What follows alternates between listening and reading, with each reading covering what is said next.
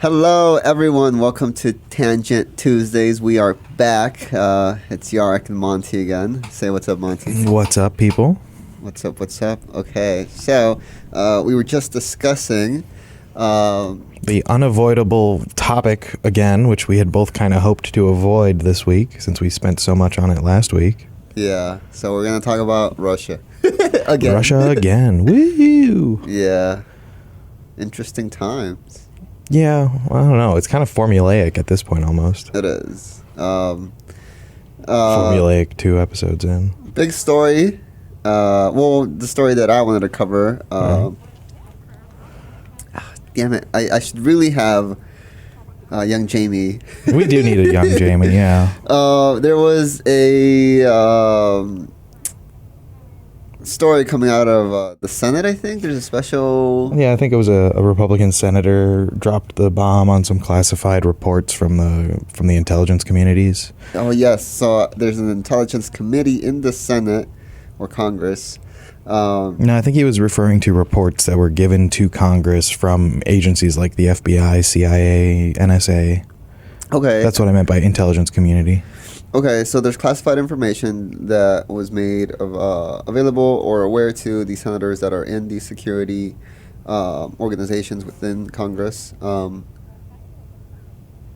So there is information coming to the senators and people in Congress. There's a senator who wants to make this information public. The big story here is there's a space threat coming from Russia. Anti-satellite weaponry that supposedly they have in development. The big story is that some people in Congress wants to make this information public, so people can talk about it. People from other countries and other leaders can talk about it and how to address this new issue or adversary. So that's the main story. This new challenge. To the U.S., I suppose. I feel like we're back to the Cold War again. We are. We never left. I know we never left. But I mean, we're back to the Cold War and the fact that it's the Star Wars program all over again. Yeah, cha-cha-cha. Yeah, that's why I am a big supporter of Space Force. Yeah, I am too, honestly. That's one of the things I've noticed, a lot of people who are, vehemently anti-Trump, which, yeah, there's a whole host of reasons as to why one should be. They don't like the idea of the Space Force. They mock it frequently. And I'm like, no, this is a good idea. It's a great idea. Just like how the Air Force was separated from the Army back in the World War II, it's there's just so much shit in space and cyberspace that it's kind of unfair to the Air Force to keep it all bottled up there. Yeah, we need a moon base ASAP, I think. Yeah, I mean, isn't that part of the plan for these upcoming space missions to the moon? Actually, yeah, we're supposed to go back to the moon. Yeah, NASA's supposed to go back to the moon. Yeah, NASA was supposed to bring... NASA's been trying to go back to the moon for the last 20 years. Yeah, but, there isn't a lot of support for that. That, and a new administration comes in and cancels whatever the previous administration was working on. It's kind of what happened during the Obama transition from Bush.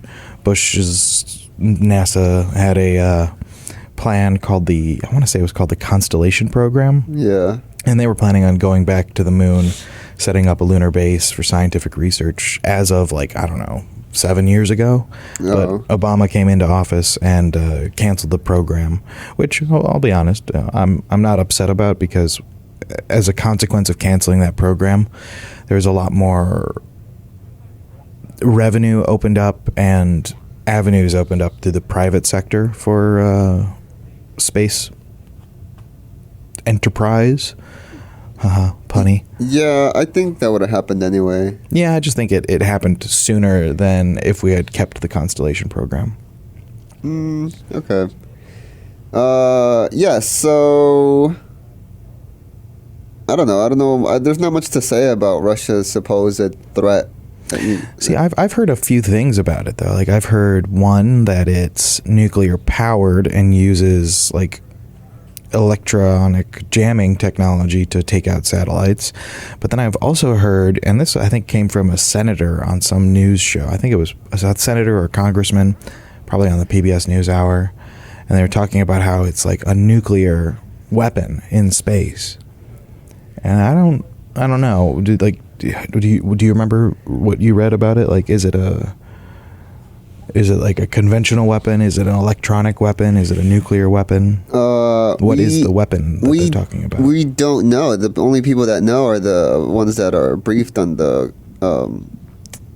information, the classified information. Yeah, but what have they told us? Nothing. The only thing that the security spokesperson for they said Pentagon or something, that it's not of major concern. Like we shouldn't like panic right away because it's not really like immediate. But that's issue. all they said. Yeah, they haven't like given any specifics as to what the weapon is. Well, that's typical. That's typical, and that's why I'm trying to find Representative Johnson.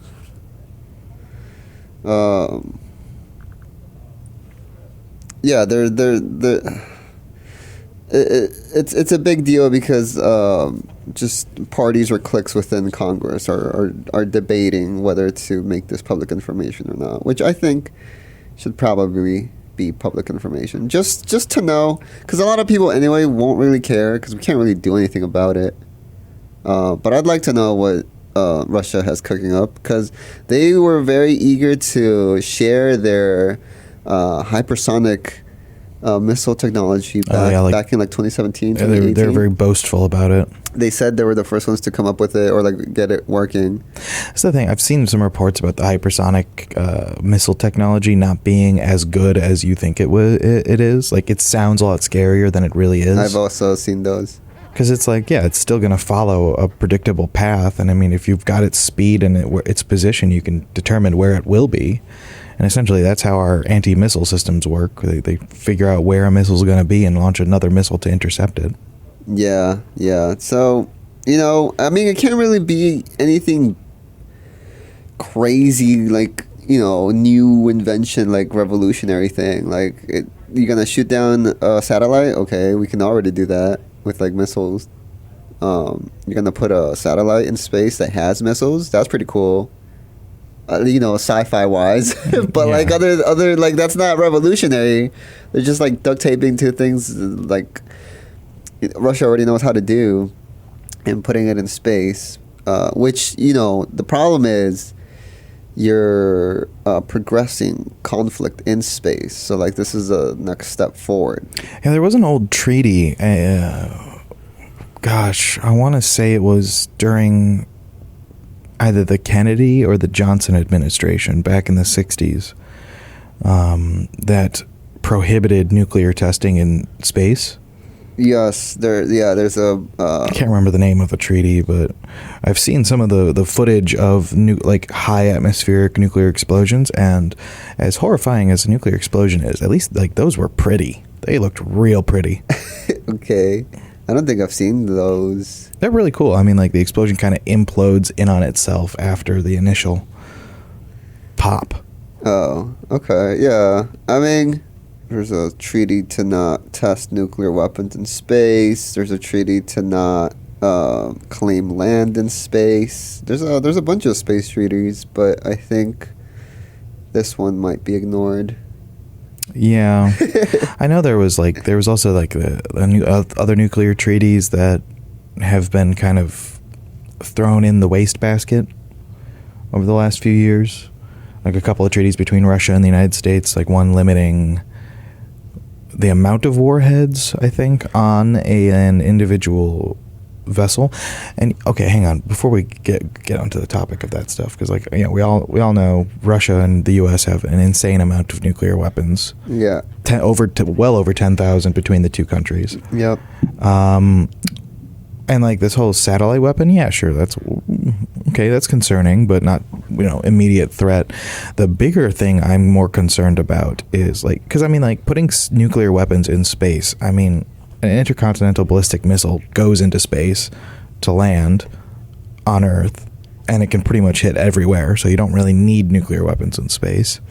The thing that terrifies me, though, is a few years ago there was this report about this doomsday nuclear torpedo that the Russians were developing or had developed, where essentially it's a big old nuclear torpedo that is designed to go and detonate inside of bays, or for example, if it were to detonate off the coast of New York City, or it's cause a tsunami. Well, there'd be that, but you'd also have, because it's in the water and in the ground, it's not an airburst nuclear explosion.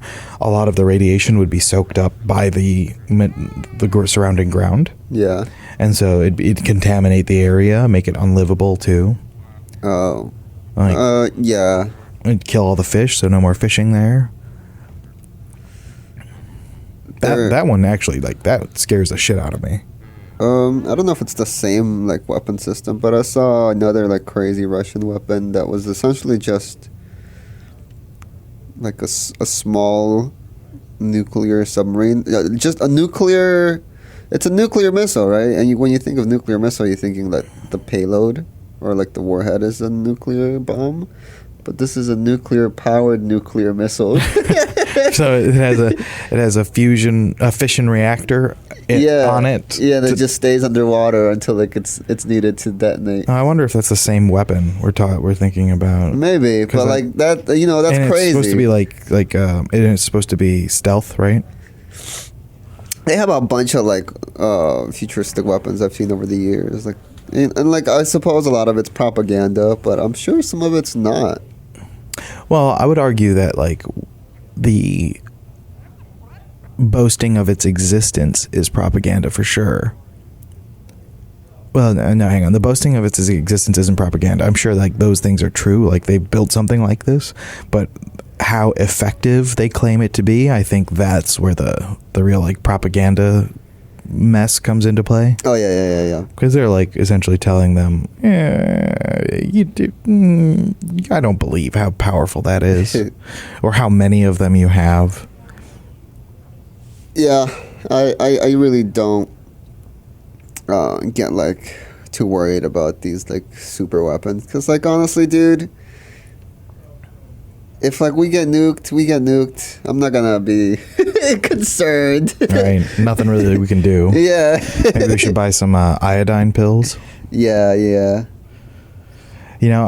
Speaking of, all right, let's get off the topic of Russia while still staying on the topic of Russia, because that's what this fucking week's news is. I mean, honestly though, it is February, and wait, what is today? It's the 17th. So in a week from now is the 2-year anniversary since the invasion of Ukraine. Yeah. Well, there was another thing that came out this week was apparently in a campaign rally or something along those lines, Trump was out, being the bombastic person he is, and he said something to the effect of that if a NATO country was not meeting the defense spending threshold and they were attacked by Russia, for example, Trump said that he would not involve the United States. He would not use the United States, bring the United States into this country's defense. Which is big news, because and then afterwards the NATO General Secretary was like, hey, this puts the whole alliance at risk. How dare you? And I mean, yes, it's pretty shit-stirring. It's a pretty shit-stirring statement to make. But I mean, if you look at it, all of the NATO countries that have a border with Russia do pay their defense expenditure requirements, which if anyone doesn't know, because I pay attention to NATO and whatnot, but NATO's required by the structure of the alliance that every member pays at least 2% of their total GDP towards defense spending per year. Yeah. And right now, I think the only countries that meet that are the United States, we meet it by a lot and overdo it. Yeah. Britain, Poland, Yep. the Baltic states of Latvia, Lithuania, Estonia, Finland, because they just joined, but they've always been spending a bunch of money because they've had past experience with the Russians invading them. Romania, I think, is the other one, and Slovakia. But the rest of the countries don't contribute. Well, and Greece. Let me not forget about Greece.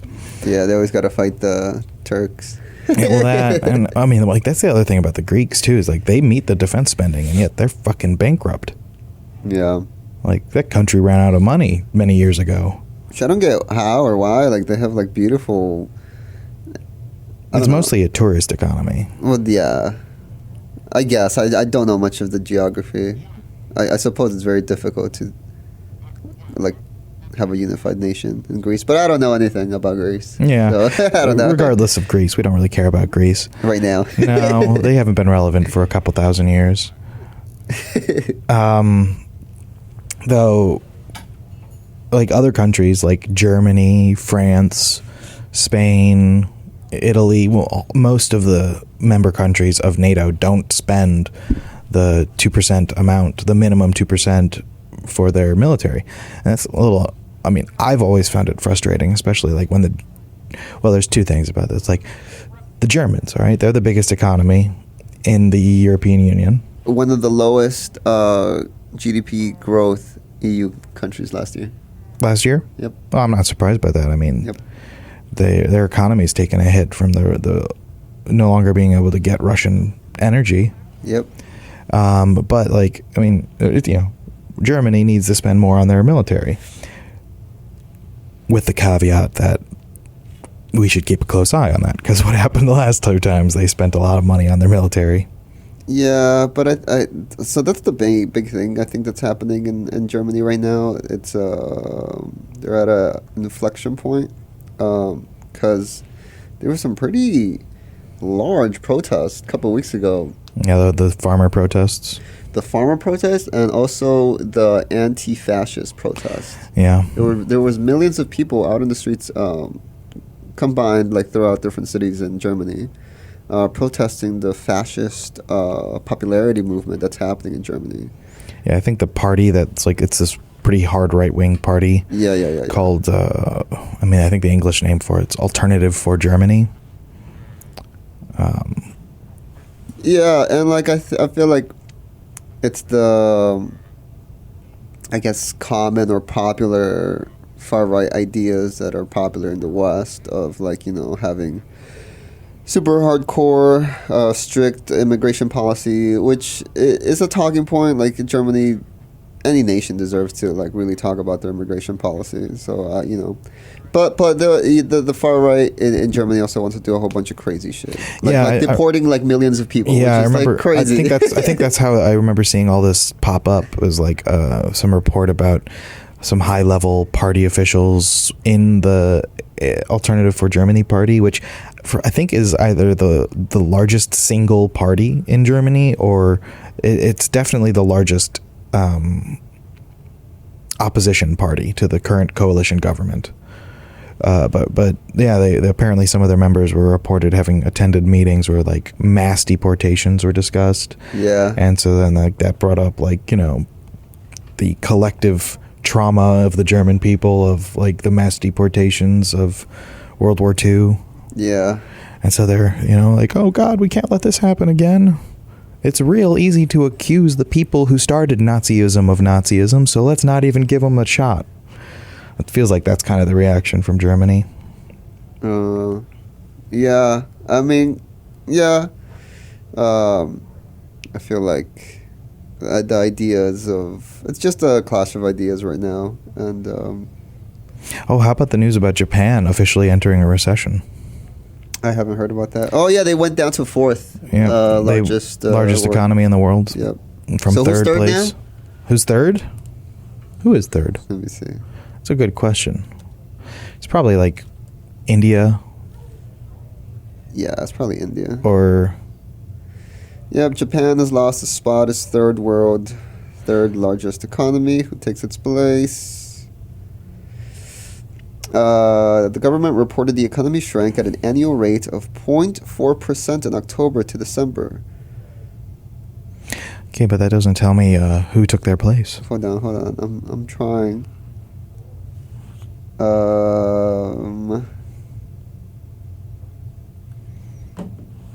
Because, I mean, the other two are what? The U.S. and China, right? Number 1 and number 2? Yeah, USA number 1 still. Who do you think would be a number 3 spot? Thinking like maybe South Korea. No. No? South Korea, no. They've got a pretty good economy. Their economy is shit. They're working 21 hours a day, dude. What do you mean their economy is shit? Because they have to work 21 hours a day. Okay, that doesn't mean that... Well, there are different... Yeah, that would be a shitty thing. But I mean, like, I think the second or third... What? I think they're now the second or third largest military arms exporter. Yes, they're a super heavy industry. We can get I have a Korean friend who used to live in Korea, and she told me that life over there was shit. So maybe we can interview someone. Yeah, we can talk to some Koreans. Yeah, I'm sure there's some Korean international students at the school too. Oh, cool. Yeah. This fucking AP article never told me who was 4th place. My God, just look up a list. Why are you reading a whole fucking article? Who do you think it is? I mean, it's not South Korea. Clearly, you don't think it's them. Oh, Mexico? No, I was gonna say India. Honestly, I was gonna say India or maybe Germany. No, Germany's not growing that. Maybe Britain. It's Germany. It's Germany. Yeah. Germany's now the third largest economy. Yeah, and check this out. By GDP, USA $27,000 billion. So that's 27 trillion. Yeah. I think that's how that works. Yeah, 27 billion. 27,000 billion. 27,000 billion. Yeah, that's 27 trillion. I don't know why they worded it that way. It'll be worth thousands of thousands. They call that millions. That's how they... Well, in Spanish, that's how you say billion. You say millions. Yeah. Because there's no word for billion in Spanish. They can make one. We could, but... Pretty sure there wasn't a word for billion before we invented the word billion. I'm pretty sure people called it 1,000 million. True. So so number 2, China, 18,000 billion, so 18 trillion. Yeah. Number 3, Germany, 4.7 trillion. So way down. Yeah, but I mean, like, what's the per capita? Because I mean, that's the total GDP of the country. Yeah. What's the per capita GDP? Clearly, the United States is super fucking far ahead because we have a fourth of the population of China. Let's include 2 more. Top 5. Actually, top 6, because then we'll include the UK. So the UK is number 6. Yeah. Okay. Germany was 4.7 trillion. Japan 4.2 trillion. India 4.1 trillion. And the UK 3.5 trillion. Now the GDP per capita, measured in thousands. So for the US, it's 83,000 per capita averaging. Is that how that works? An average per person, right? What? The GDP per capita measures... It's measured per person. GDP, the money per person. That's generated per person.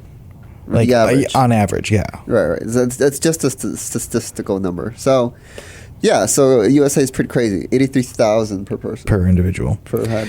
What about China? I mean, that's 1.3 something billion to... Yep, so... And 16 trillion was their economy? 18.5 trillion. Their GDP is 13.16, so 13,000. So a lot less than 83,000. Yeah, almost 8 times smaller. Yep. Germany, who had a national GDP of 4.7 trillion, has a per capita GDP of 56,000. Yeah, I was going to say that makes sense because they have a population of only like 70, 80 million. Yeah. So, pretty good for them. A lot better than the Chinese, but not like, close to us. Japan, who had a national GDP of 4.2 trillion, GDP per capita is 34,000. which is the worst in Germany. Yeah, but I think we'd also have to look at things like cost of living, compare that to it as well. Like, what's the cost of living in Germany relative to the cost of living in Japan, or what's the cost of living in China relative to the cost of living in the United States? And again, we're always talking about averages here because, the cost of living in Chicago is going to be different than the cost of living in Gary, Indiana. Yeah, you're right. But I would suppose Germany and Japan would have similar standards in costs of living. I could see that too.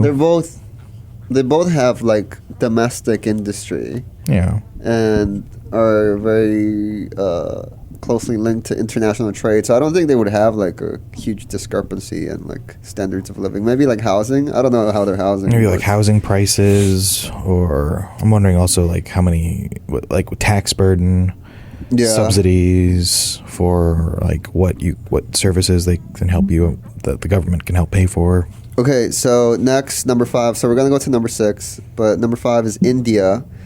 National GDP of 4.1 trillion and a GDP per capita of pretty small, 2.85. So $2,000. Yep, or $3,000 per person capita per year. And India has the most people in the world. Yeah. I think so, right? It overtook China. It did, yeah, because China lost population the last 2 years. And also, one of the things that just makes me think about, I used to work at a company, and the owner of this franchise was Indian. Yeah. And I remember him telling me about, just how little it costs. He was talking about how he was paying for a hospice nurse, kind of stay-at-home helper for his dad, I think. And the amount of money he had to pay per week to this guy to take care of his dad was absurdly low. How much? $2? In the week, maybe $50 to $100 for the whole week. Okay. Yeah. For a whole week of work. Yeah. Yeah, man, the American dollar. Speaking of India and how big its population is and how low its per capita GDP is, what was India? I remember finding this out from the same guy. How India is the most populous country in the world. It is something like 1/3 to 1/4 of the size of the United States. Yeah. So they're physical packed. space. It's packed in so dense there. Yeah. But it's still a massive place. It is. I mean, this Indian subcontinent's huge. Yeah. But it just makes you also realize just how fucking huge the United States is. Yeah. Which I appreciate. Number 6, United Kingdom. GDP of $3.5 trillion. GDP per capita, 52.43 thousand. Okay, so above Japan, but below Germany? Yes. So Germany was 56,000, Japan was 34,000, UK is 52,000. So the UK is doing actually really good because their population's the lowest out of all these countries. They're not doing really good. I mean, their per capita GDP is lower than the German per capita GDP. Oh, yeah, true. By $4,000. Yeah, you know what? You're right. So if you were to take China and India out of there, Japan would be number 2. Actually, why am I taking China out? Just take out India. Let me take out India. Why are you taking out India? I don't know. It does. we just like the Japanese more. Yeah. Brazil. Let me just finish off the list and then we can move on. It goes up to 10. Number 7, France, coming in hot, 3.1 trillion. Number 8, Italy, 2.2 trillion. Number 9, Brazil with another 2.2 trillion. And number 10, 2.2 trillion once again is Canada. Yep. I'm surprised. Where the fuck is Mexico? Surely Mexico has more than $2.2 trillion per year. Unless it doesn't.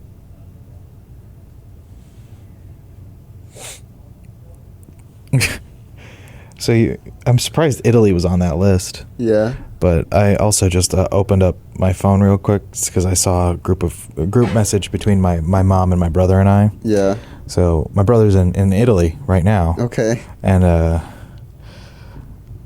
I'm just gonna do a little quote read of this interaction. Yeah. My brother texts, "God, Naples is retarded. Okay. I don't know how these guys stand living here." And my mom was like, "I assume you're being careful of pickpockets." My brother responded to that with, "Yeah, they are rampant here. Thankfully, I don't look very friendly and I'm bigger than the average guy here."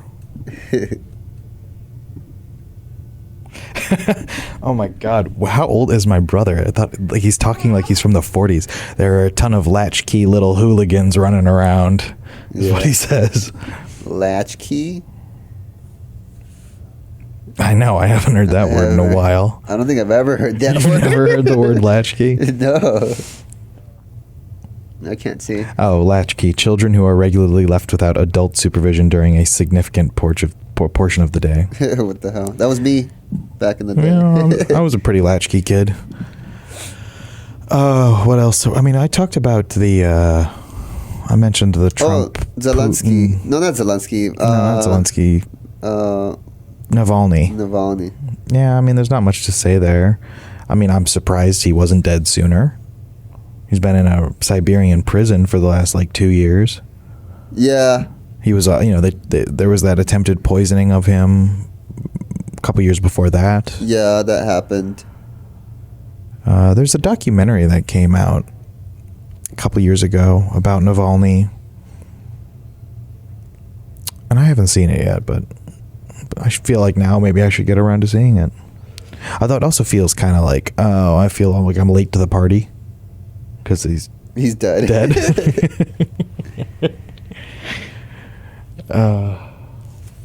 It's crazy. Like, what was the point? So he went back to Russia knowing he was gonna get arrested. Yeah. Like that's another thing too about this. Like, yeah, sure, a lot of people would say like that's stupid. You're gonna go back to the place that's trying to kill you. Yeah. But you also have to remember he's a nationalist, or he was a nationalist, and by that I don't mean he's a right winger just like Putin, expansionist kind of bullshit. I just mean he was a diehard Russian who wanted Russia to work for Russians, and so I think that explains why he went back, because he was very passionate about getting his country to work for his people. Yeah. But now he's dead. Now he's dead. There's another guy that's still sort of running for president in Russia, even though that's not going to happen. Oh, there was another guy who was going to run, but recently was barred from running. Yeah, yeah. I remember seeing that. Yeah. Yeah. So I don't know what people really think about the Russian people. I guess a lot of people just don't think about the Russian people. But are you talking about people outside of Russia? Yeah, here in the U.S. Oh yeah. Or the West.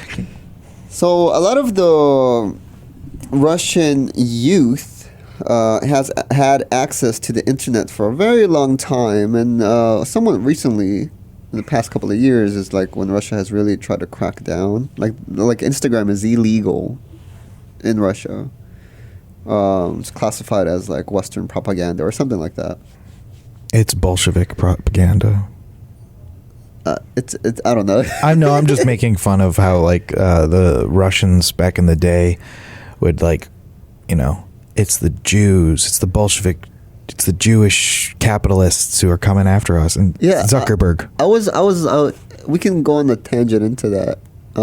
Hey, there's the word. Tangent. Wait. So a lot of young people in Russia are aware that Russia is just kind of being fucked up, but they can't do anything about it, and that's what the Roman was talking about. He's that's why I left, because a lot of people want to do something in their country, like Navalny, but you're just killed off or silenced, or arrested, thrown in jail, So a lot of the problems that we're oh fuck, why don't they just do that? They know that a lot of the Russian people know they just can't. It's the same problem here in America. You can't really go out protesting because you got to go to work and you got your own life, You know, I was having a discussion with this guy the other day about protesting and like what's the nature of protesting versus demonstrating. Like protesting versus demonstrating. Like what is a protest? What is a demonstration? I would say like, you know, that pro-Palestine protest march thing that we went to. Yeah. That's a demonstration. It's people going out, making a fuss, bringing up a bunch of noise. They're demonstrating that this is what they want. Yeah. Now, like what a protest is, it would be like what they're advocating for, like the boycotts. I'm going to protest this business is whatever, Starbucks, let's say. I'm going to protest Starbucks, therefore I'm not going to give them my money. Yeah. I think that's protest versus running around out on the street shouting out slogans. That's demonstrating. And I mean, I think demonstrating is a form of protest. Yeah, I agree with that. But is it an effective form of protest? That's a good question. I think it depends on how popular the demonstration is or can get to contribute to the protest. But like, that's a double-edged sword, because there's popularity, but there's positive popularity and negative popularity. Like, some forms of demonstrations can bring about positive popularity and positive change, whilst others can bring about reaction. Yeah. Like January 6th. like January 6th. Was that a protest or a demonstration? Was that a protest? Was that a demonstration? Oh my God, the legalese around it and the court case involving it, like Trump arguing it wasn't an insurrection, it was a riot. And it's like, well, Jesus Christ, that's a low fucking bar. It was a riot? That's your defense? I think it's a good defense. I mean, it is. Because that's the other thing too, like, you know, about the whole insurrection stuff. Like, what makes it an insurrection? Because, like, I think if you talk to people on the left who hear it referred to as an insurrection, the January 6th insurrection, yada, yada, all that stuff all the time, they will say to you, probably, it was an insurrection. Yeah, I agree with that. And if you talk to people on the right, they'll say, no. There was nobody's been charged with insurrection. They'll bring up all that stuff and they'll say all the facts and be like, it wasn't an insurrection. And then the furthest that you can get them to go is it was a riot. Yeah.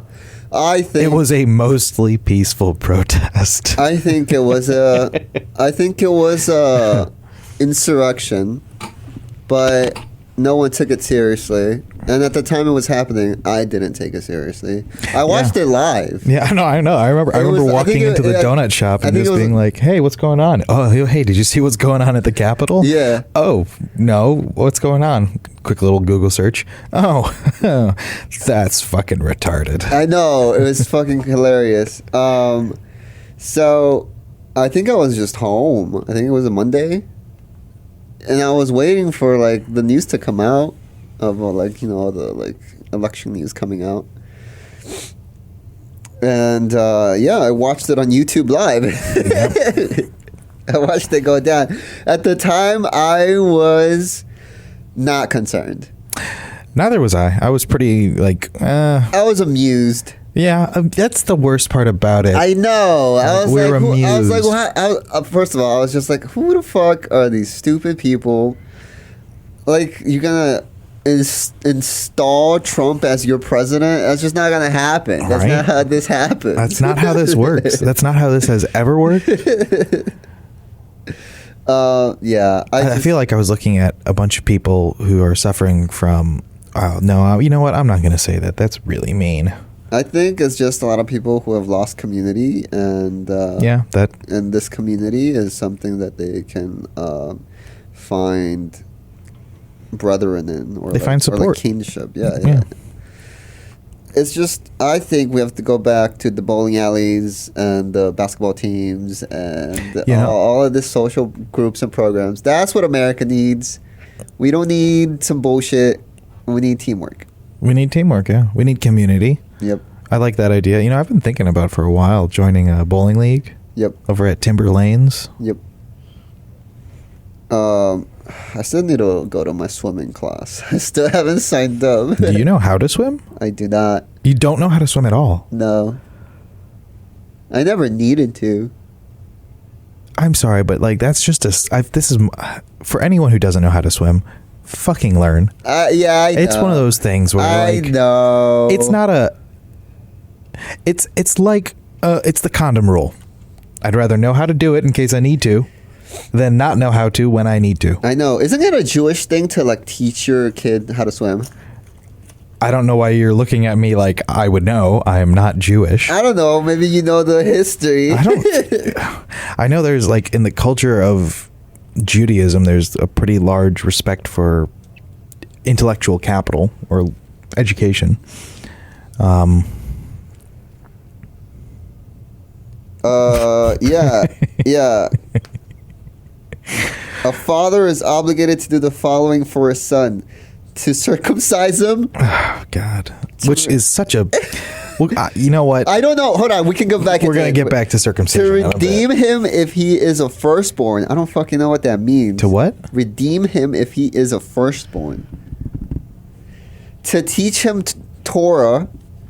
To find him a wife. Yo, my dad has to find me a wife? To teach him a trade. Others say teaching him to swim. What the fuck is others? Who? I'm getting this information from myjewishlearning.com. Oh. So. Very reputable source. Yep.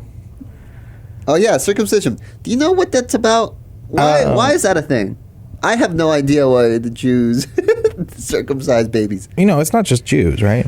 It's a lot of people, but I don't understand why. I mean, like the two biggest communities of circumcision are Catholics too. Jewish population is the highest proportion. Catholics are the lowest proportion of the Abrahamic faiths. Well, no, I think maybe Orthodox might be the lowest. Regardless, so the two populations that have the highest percentage of circumcision is Judaism and Islam. Islam, yeah. Islam. It's part of the teachings of Islam, and there's a lot of Muslims who are circumcised. But you know, there's the female side of the Muslim one where it's what we call female genital mutilation. Yeah. FGM. Is that literally like chopping off their like? It cuts off chunks of the outer. I don't want to get into it. I'm not an expert on it, but from what I've heard, it's a very invasive and painful procedure where they remove essentially the most sensitive parts, so that it makes sex less fun. That's so fucking stupid. Yeah, and I think the same thing happens with men for circumcisions, or what I prefer to call it, male genital mutilation, because that's what it is. It is a mutilation of the genitalia. Yeah. And that piece of skin that's cut off, the foreskin, is some of the most sensitive skin on the human body. And it's also like we evolved with that stuff for protection, because it would keep the very sensitive part of the penis protected from the elements. And like, you know, the arguments people use, like, oh, it looks prettier. Okay, that's still a violation of human rights because you're fucking mutilating babies. You know, they'd have to clean it.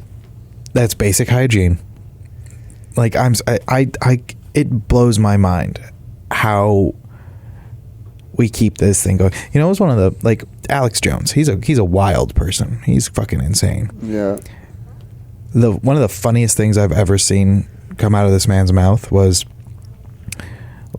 hang on, let me try to do my best Alex Jones impression. Okay, so the only Jewish conspiracy is circumcision.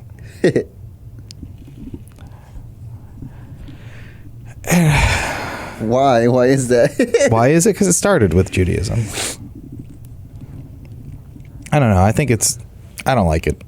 You know, I had a question the other day I was hanging out with my buddy, and I was curious, like, when did shaving legs become commonplace for women in the United States? And at least what he told me was that it happened during World War II, when boatloads of men were off in Europe and the Pacific fighting. Yeah. And I think it was Gillette or maybe some shaving cream company needed a new market to sell their product to. And so they just pushed out this advertising campaign of women shaving their legs, and then therefore they were able to make a new market for their product. while their primary market was off fighting war. Oh, that makes sense. But honestly, dude, I've shaven my legs before. I like it. If I ever become a professional swimmer, I'll do it. But I kind of like my hairy legs. I like both, but like I can see the appeal of having like smooth skin. Yeah. It's just that, I think. It's not like some like crazy conspiracy. But like it was a conspiracy. There is a by the advertisers. There is a push to be like, hey, you're like more pretty or like you're more hot if you don't have any hair, which is not like, it's something that should be forced upon people, an idea. It's a very pervasive cultural thing. I mean, it's not just in the United States. It's in like pretty much the United States and every United States aligned culture. Yeah, and I just think we shouldn't think about it too much. Like, for people that want to be angry about it, just don't think about it too much. Like, either you want some smooth skin or you don't. Yeah, like that's it. Yeah, I agree. I don't give a shit what you want to do. It's your body. It's your choice. Yeah. I'm curious how these things start. Yeah, I don't understand either. What was we had a third. We were talking about the Jews. We had a third topic. Mutilation? No, that wasn't it. So it is your father's responsibility, according to this Jewish Know Your Jew website. I've seen two sources now cite the same like verse, Kiddushin 29a. Teach him. Is this for like your dad finding you a wife? Yeah, man. That'd be pretty cool. Though dude. You can't see my face, but like I looked at him. What do you mean that'd be pretty fucking cool? I am sorry, my dad, I would not trust to pick me a wife. You know what? You're right. Actually, I don't know why I said that. I think it was just for jokes because I don't even know my father. Maybe that's why.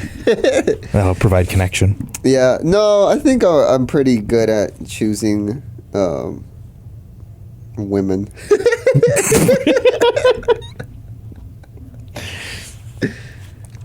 I think women are the sexual selectors of the species. You know what I mean? I do. I know what you mean. But out of context, that could sound real serial killery. Oh, whatever, listeners. All right, Bundy. I'm going to start calling you Bundy. No. Yeah. No, I just want to say that, like, I never really, like, had, like, this crazy bad experiences with girls. I have, obviously, like, been heartbroken and stuff, but doesn't matter. I love how we went to this from arranged marriages. Like, that's what we went to. I've had good luck with women, and we got there from, why can't my dad, who I don't know, pick my wife for me? I don't know. My statement is, I'm not worried about it. That's it. You had another story to talk about? Article? I wish I had something silly. I don't have anything silly.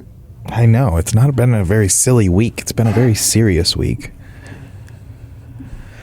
I don't know. I mean...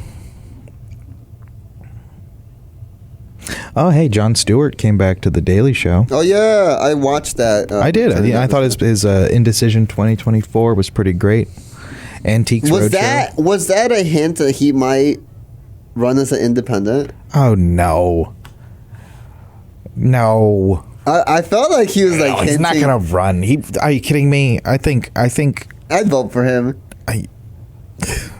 I would because he would fuck shit up. And that's how we got Trump. No. But that is literally how we got Trump. But he's somewhat reasonable and he'll listen to like smart people. All right, and as long as he's doing that, I feel like we'll be all right. Okay, I mean, it's a completely hypothetical because I don't think he was going to run. Okay, but yeah, sure. No, I mean, I think he's just back because he sees an opportunity to. Well, A, I think he's passionate about civic duty. Yeah. And B, I think he sees an opportunity like, oh my God, this is going to be miserable, at least these next 9 months because it's election year. Yeah. But I'm going to have as much fun with this misery as I can. Yeah. I mean, I guess that's what we're doing.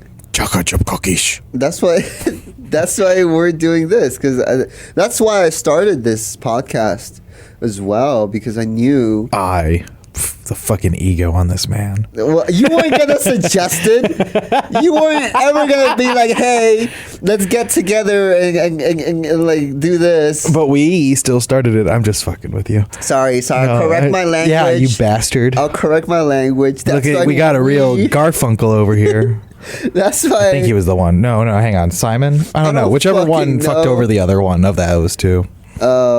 That's why we started this podcast, because there's a lot of commotion and motion in the ocean happening right now, and we need to capitalize on it. Yeah. Well, capitalize is not the best word. I think it's the perfect word. I guess, yeah, that's what we're trying to do, but also just to be Give part us of it. your money. Be part of it. Be part of the discussion, because it's important to have different ideas and perspectives and points of view coming into your mind, and make the world your own. You know, don't just.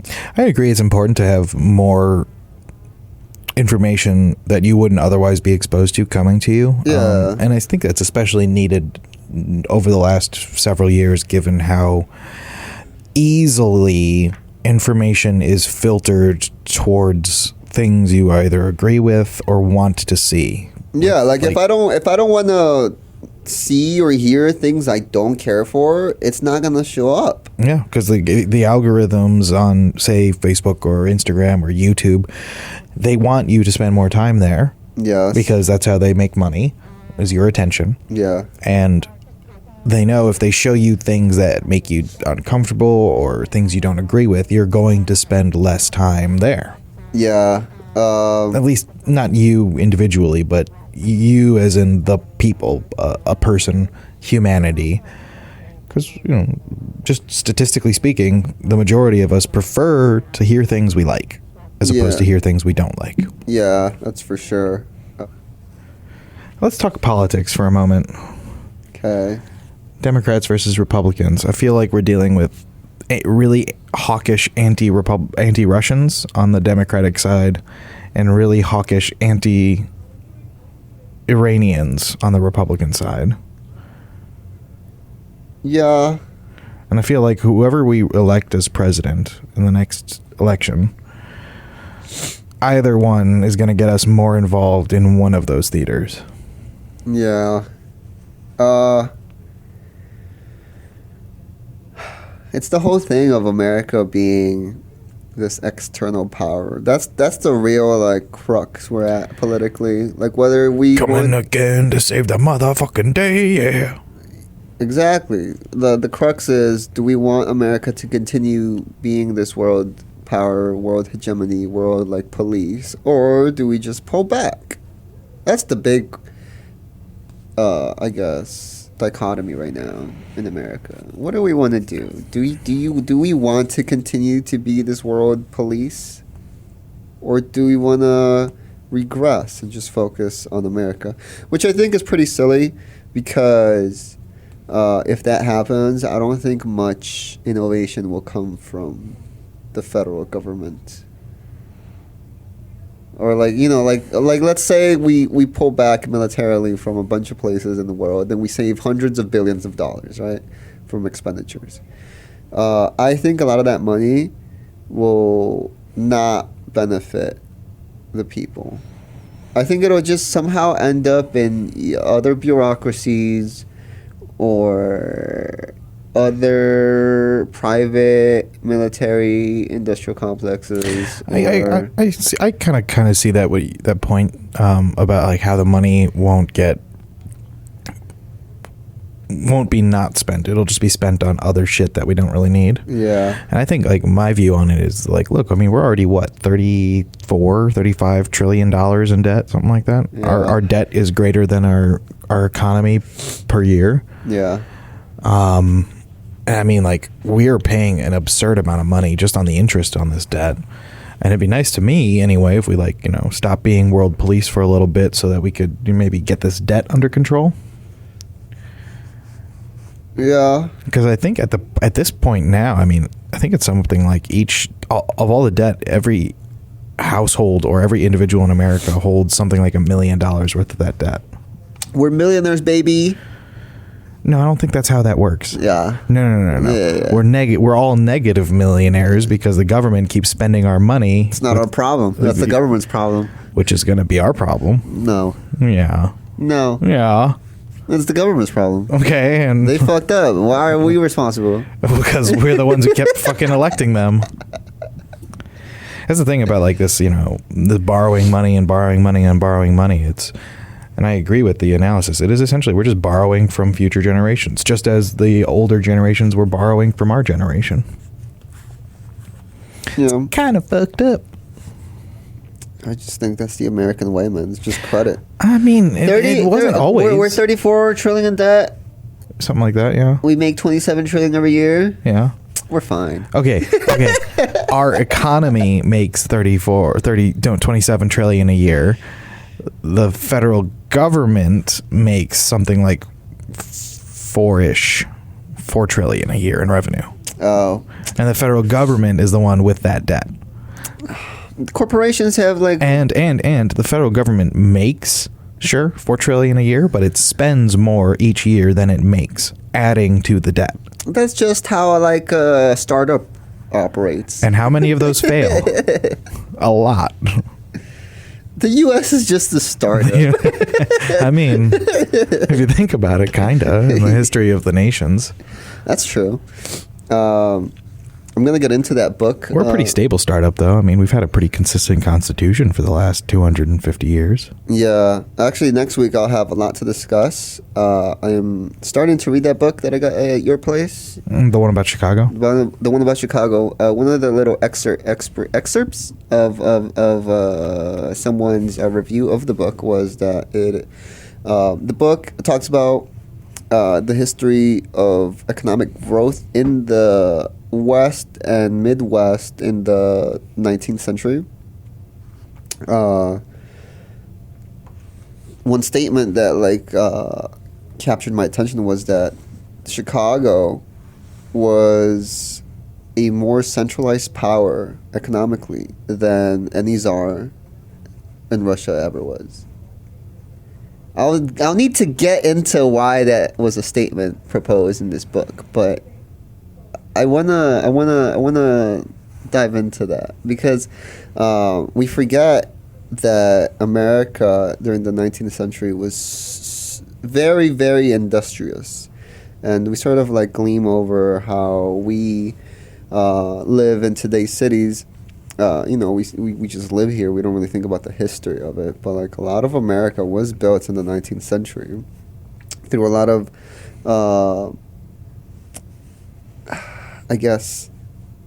policy and culture that still is relevant today.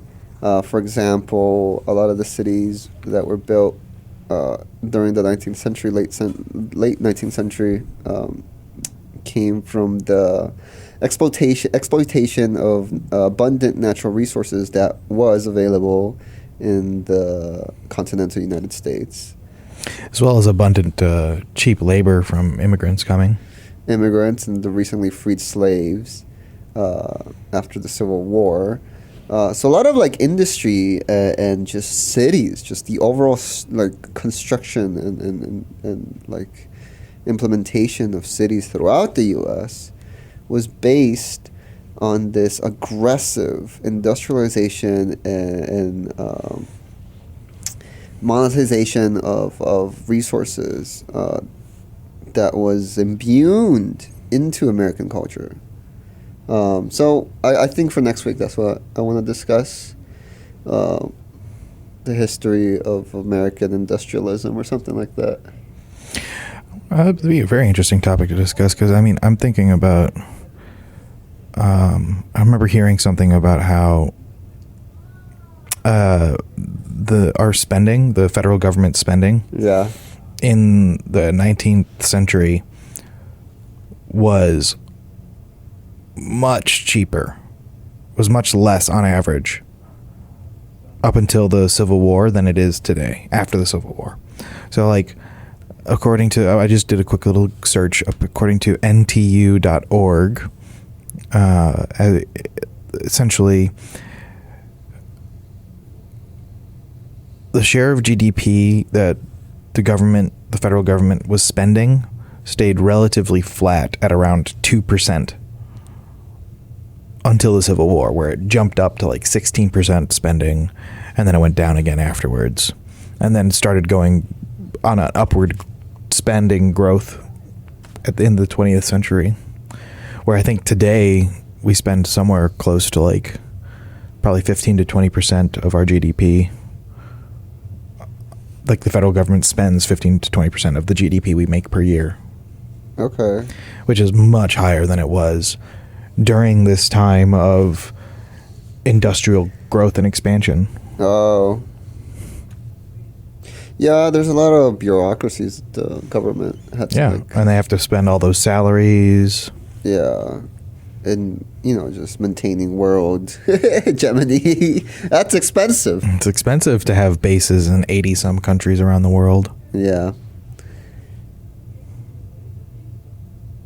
Belen. Belen is another name for the Holy Land, like the area. Belen. Oh, the Holy Land. Were you raised religious? Yeah, Catholic, very Catholic. Yeah. A lot of South America, super Catholic. Yeah. Because of the Spanish. But I'm like, I was more religious when I was religious, but I was never like super forced. Like I would go to church when I was a kid, and then I got baptized, and I would watch media, like kids' cartoons that were Catholic religious. There's this one Mexican animated show from like the early 2000s that was about a kid who was an orphan and is raised at a monastery. And he just, does kid stuff and goes on like little adventures. It's like Arthur, but Catholic Arthur. Catholic Arthur. Yeah. Catholic orphan Arthur. Catholic Arthur the Aardvark. So yeah, I was pretty religious, I suppose. But then as I started getting older, I think I took the negatives of religion too seriously or directly in my child brain.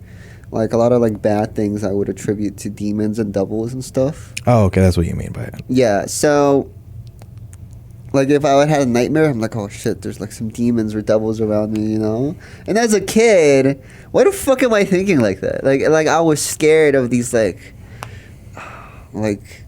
other beings. Why were you thinking like that? I think for compliance. At least that's my view on like the scare tactics of religions. They do it for like to get people to comply to ethics or morality that they're trying to enforce. Yeah, that's true. But as a kid, I'm not thinking that deeply. Well, yeah, as a kid, you're not thinking that deeply. And I don't even think even like the parents who are teaching the religion are thinking that deeply about it. I think that's just the one of the tools by which religion is employed. Yeah. So it fucked me up for a while, and I just sort of stopped being so, I don't know, devout. God-fearing. Yeah, and it took a long time to just sort of learn about being human, but hey, I think it had, my religious upbringing had some good that's stayed with me throughout my whole life. Some like morals, I suppose, were instilled in me through religion, though now I know that's just being a compassionate human is about. But I guess religion didn't like help, like be like, hey, don't be a dick, you know. Especially, well, not especially, just like I guess in my case, like I wasn't like super like instilled with religious ideology or teachings. It was very lax for me, but still very prominent in my early life. And it helped me determine, you know, it just helped me determine morality and stuff. But I think I would have been fine if I wasn't like raised Catholic. I think my family and like the people around me would have like taught me to do well regardless. So I don't think it had like a super like. I guess I did have a bad effect on me, but like I don't know. I worked out in the end, I suppose. I'm not super religious now, but like I think I still believe in God, but like I never really talked to God. Did you pray frequently when you were young? As much as a child can understand what praying is. I would pray when I was a kid, but like not really either, cause yeah, I feel like I my problems were very human, so like I talked to my mom and stuff. I don't know. I wasn't that devout, but I was pretty religious when I was a kid. Did you and your family go to church like weekly, or was it less frequent than that? It was once in a while. Once in a while? Yeah, it was. When the need arose? Not even a need. It's just like maybe one Sunday we were all home and my mom was like, you guys want to go to church? And we were like, no. She's like, come on, let's go to church. And we were like, all right. That's how it went usually. And then I got baptized, which I mentioned this the other day. I think my mom did it kind of like a political move with my baptism, because she chose like as your wealthy godfather. individuals, not wealthy, but like well-off individuals to be my godparent, and that's just a political move, you know. Yeah. So I guess that's cool. Yeah, I don't have any godparents. Not that I'm aware of. They were forced into my life. They were forced into my life. They were guilt tripped into your life. Yeah. What, you don't want to be my child's godparent? And now they're there. Now I can be like, yo, what's up? Which I guess is a pretty cool concept. Like it goes back to what we were talking about a bit ago about community. It helps to foster community. Yeah. Yeah, it's a cool concept that I don't think would exist once, like, not once, but like if religion, this practice is forgotten or removed, right? Because it wasn't just me. Like, I'm pretty sure a lot of people try to do this. They try to get using it politically. I suppose, but like, no one's thinking of it like as a political. Yeah, no, I know I don't mean like they're thinking of it as a political thing. I mean like they're just being a politician with their choice. Yeah, like you know, they won't just pick like whoever. They'll pick someone who's like doing well for themselves, because you want your kid to have help if they need it ever. So yeah, I think it's a cool concept. I'm not sure how I will implement it with my kids, but I think I'll have some sort of community with my kids, with like my adult friends or people that I know. Yeah, I'd like to do something similar. Okay, All right, well, that wraps up our episode of Tangent Tuesday. We'll talk about religion and other shit another time. But yeah. I guess I now know that I'm the only heathen in the room. No, or maybe, I don't know. Yeah, I mean, you said you still believe in God. Yeah, but like it's a very loose belief. Yeah, but I was born a heathen, raised a heathen, and I remain a heathen to this day. Okay, interesting. Okay, yeah. Was never confirmed or baptized. Never had any religion in my family, outside of like, you know, Alcoholics Anonymous. Yeah. When like a family member of mine had to go to that. And there's a lot of God stuff there, but yeah. And I think honestly, dealing with that growing up as a kid like soured me towards the idea of religion and God. Mostly because like I was seeing people who had individual personal problems with like, addiction. Yeah. Excusing it through God or religion. Like, oh, God made me this way.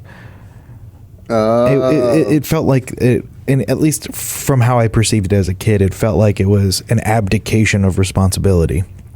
Yeah, the religion. I mean, that's what's happening right now. Like a lot of hardcore evangelicals are just using God's word to put out policy that was totally what God or Jesus wouldn't have advocated for. Yeah, kind of like with jihadism, where it's holy war. No, I don't think. Being a God-fearing religious person should involve mass murder.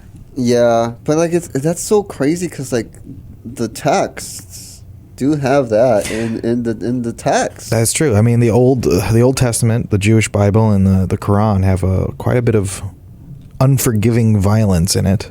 Yeah, they literally have genocides in there. Yeah, all the time. It's part of the religion. I started listening to, so there's this podcast I really like, Hardcore History with Dan Carlin. Yeah. It's very in-depth, very interesting. I started listening to his most recent episode, which is about the Jewish Holocaust. And in particular, about how the word genocide didn't exist before the 1940s. But when you look through history at a multitude of wars or massacres, these can be described as genocides, where just pick a random example, the Romans burning Carthage to the ground. Oh yeah, that was obliterated the city. They were like, we don't want to deal with these people anymore, so we're going to try to kill them all. Side note on the Carthaginians, they followed this weird religion, that sacrifice babies or something like that. Anyway, I'm sure there were quite a few religions that involved the sacrifice of babies back then. Anyway, the genocides have been happening since. The story is old as humanity. Exactly. Hell, I think it's older than humanity. I think genocides have been happening prior to the existence of our species. You get a tribe of Homo habilis fighting another tribe of Homo habilis, and the one tribe of Homo habilis is, when they win, probably going to try to kill the rest of the other tribe. That's what ants do. They whenever they meet an ant colony that they can't get along with, they'll destroy everything. Yeah, and think about chimpanzee tribes. Sure, they if they could do it, they would. But wipe out another tribe. That's the thing. We aren't other animals, and we shouldn't compare ourselves to other animals. So, we function. But then, by that same logic, you shouldn't compare any animal to any other animal, because we aren't. No animal is the same. That's fine with me. All right, then let's compare primates to primates. It's let's get as close to apples as we can, whilst comparing cross species. Yeah. I like I've mentioned before, I think people will have conflict over school of thoughts, and certain people or times have come throughout our history where an idea or way of thinking supersedes the ways of old, right? And that has been conflict. That has been the way to start conflict throughout human history. And I think every time some new crux at the way we think happens, every time that happens, there's obviously a fight of maintaining these old ideas or embracing new ideas. Slavery was a big one. A lot of people thought that was fine and dandy. A lot of people didn't. There was a fight over this idea, and now generally we're like, yeah, chattel slavery was pretty bad and we shouldn't do that, right? I think we can go a little step further and we can say all slavery is pretty bad now. Yeah, with the exception of I mean, again, this isn't me saying it. I'm just talking about the government saying it, with the exception of prisoners, of course. The U.S., yeah. A lot of countries actually do that. No, I know. That's not uncommon practice. Yeah, so like a lot of ideas change. So I feel like a lot of this idea, like I'm gonna tie it with Israeli Gaza conflict. It's an idea war. It's a holy war, but people can't really, or like mass media doesn't really paint it this way, or it's not even paint it, or like describe it or try to address it this way. It's an idea war. It's a holy war, and a war of resistance. It's all of these three combined. Mm-hmm. But people can only really focus on one topic and be like, yeah, they're fighting because of this, or they're fighting because of that. But it's such a complicated topic. I don't even know. But I think mainly this is an idea war. Yeah, it's an idea war. That's what I think it is, and I don't know how to address it. Yeah, it is an idea war. It's a religious war as well. Yeah. And it is a resistance. It is all of the above. Yeah. So that's what's happening right now. You just mentioned that the federal government here in the U.S., a lot of them are sort of like picking sides of what theater to focus our attention on, whether it's the Middle East with Iran and Israel, Gaza conflict, or Eastern Europe with Ukraine and Russia. Yeah, I think the one theater to focus that like both of the Democrats and Republicans agree on is China. Yeah, seems to be broad consensus there. An idea just came to my head. They have a surplus of male, just males. Yeah, like 30-40 million extra males over females. Just send them to war. And you fix your population problem. Oh God, I was hearing. Speaking of this, like, all right, so they're like the Texas governor is trying to describe the crisis at the border as an invasion. Yeah, and I was hearing this speculation about how there's been an increase, they've been the largest growing ethnicity in migrants crossing the southern border has been Chinese. Yeah.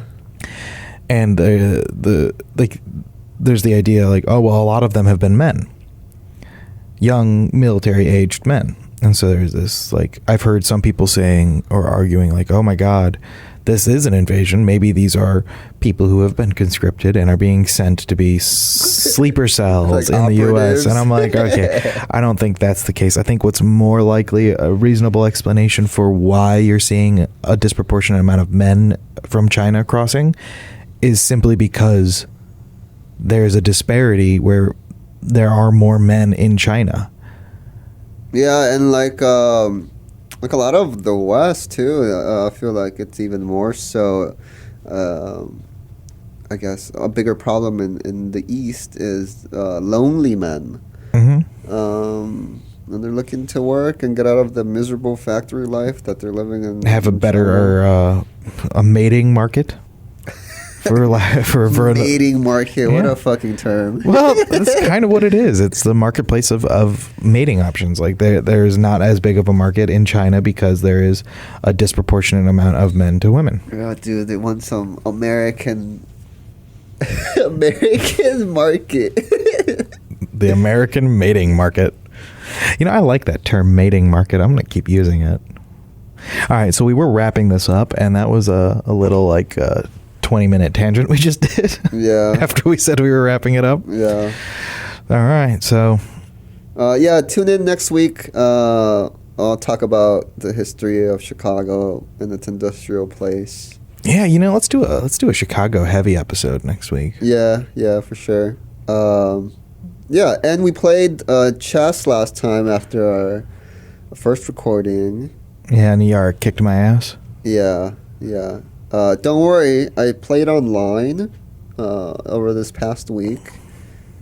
And I'm terrible. I'm like. Well, we also over the course of the last week we found an old board game I have called Axis and Allies, 1942. Oh yeah. It's an ultimate strategy board game, and it was a little overwhelming. What's that classic board game? Command and Conquer? Risk? Risk, there you go. It's essentially Risk. It's essentially Risk on steroids, yeah. Yeah. I thought I had a chance, but I failed twice to absolutely destroy one of his armies. So after that, there was no winning for me. Yeah, especially with the American industrial power. Yeah, so at the last instance where I could have had a shot was my Japanese army attacking the Soviet army. I had to destroy all of them, but I didn't. And he lost his whole army. And I lost my whole army and my whole position in Asia, essentially. And yeah, I resigned after that. Yeah. All right. Well, tune in next week for our third episode of Tangent Tuesdays, and I hope you all have a wonderful week. Bye, guys.